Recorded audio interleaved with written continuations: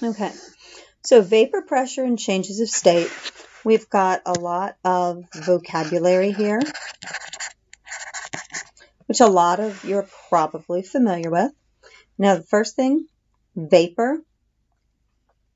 This is important to distinguish between a vapor and a gas. A vapor is the gas phase of something that is a solid or a liquid at 25 degrees Celsius. So if you have a glass of water, what you have above it is water vapor. If you have O2, what you have is a gas because it's normally a gas at 25 degrees Celsius and 1 atmosphere. Now, vaporization is liquid going to a gas below the boiling point, only happens at the surface, only called evaporation if you have an open container. Vaporization, in your closed container here, you're going to get vapor pressure. And we have the heat of vaporization or the enthalpy of vaporization, your delta H vap. Okay? And these are constants that we can look up. Now, condensation and vaporization are opposites. And this should all be vocabulary that you've already been exposed to. And there's evaporation that I already mentioned. Now, vapor pressure, when we've got that liquid in here, we've got a lid on it, our vapor pressure is the pressure that is in that part. It's equilibrium because what's vaporizing and what's condensing is happening at the same rate. If we increase the temperature, we're going to increase the vaporization, so we're going to increase the vapor pressure.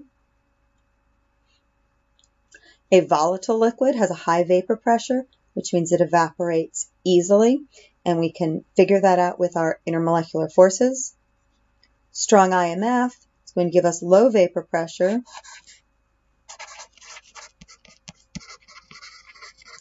because it's not going to vaporize easily. But a weak IMF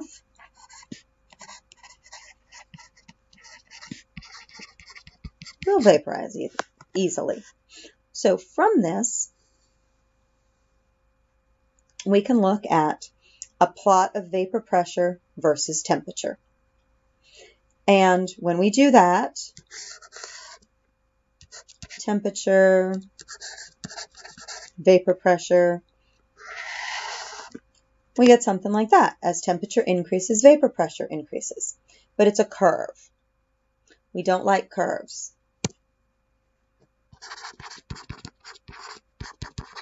We like lines.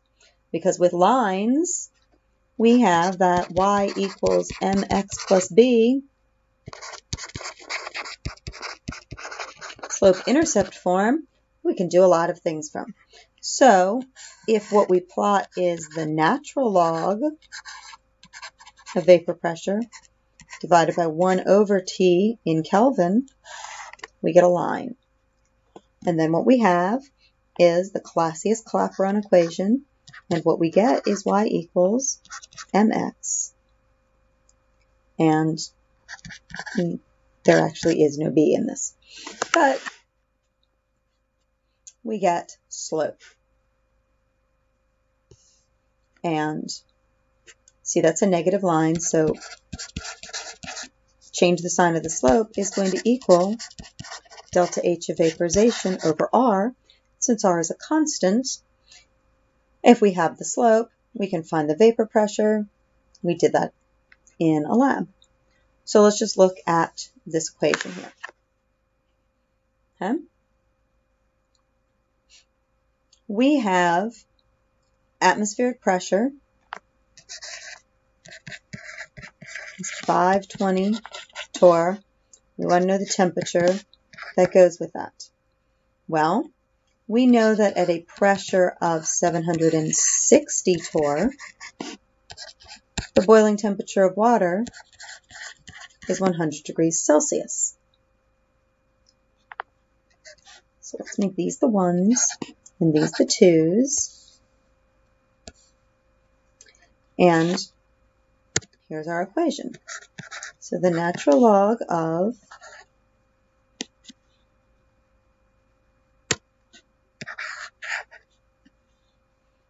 let's see. We need, now, I'm looking at my equation now. Oops.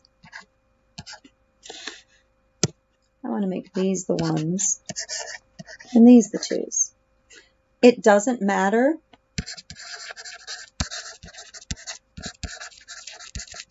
how you assign the numbers as long as you keep a pair together. But this allows me to do 760 torr over 520 torr, and the torrs cancel, equals delta H of vaporization, which is 40.7. And that's in kilojoules, that's in joules, so times 10 to the third to make this joules, divided by 8.3145 joules per mole Kelvin. My joules cancel and my moles cancel. And now I've got 1 over T2 minus 1 over, oops, I have to use Kelvin. So 273 Kelvin. Okay, so calculator time. See if I can move it this time. Okay, so I need to do natural log of 760 divided by 520. So I get 0.37949.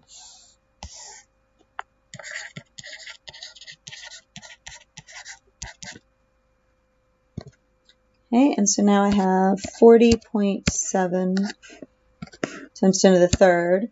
Not pretty format, but it works. Divided by 8.3145. And I get 4895.06.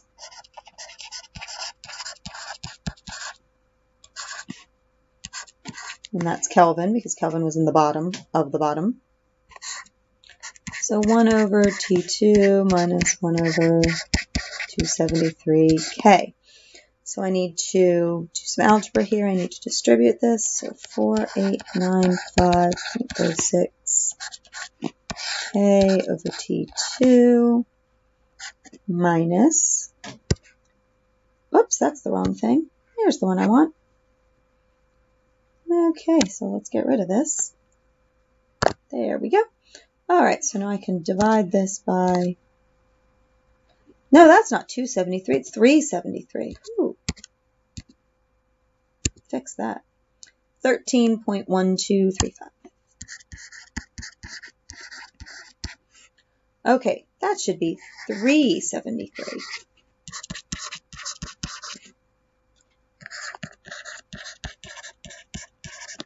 Okay, so now I need to add that to both sides.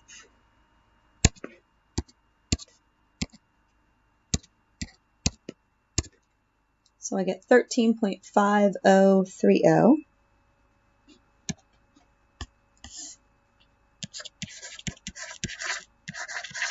Going to equal 4895.06 Kelvin over T2. And I can just switch those two. So T2 is 4895.06 divided by 13.5030.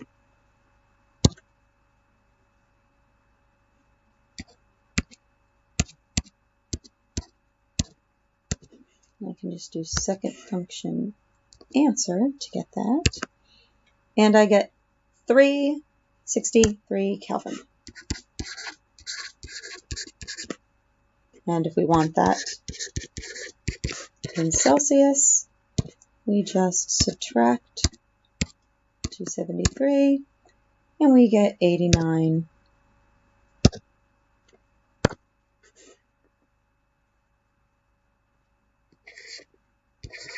89.5 or 90 degrees Celsius.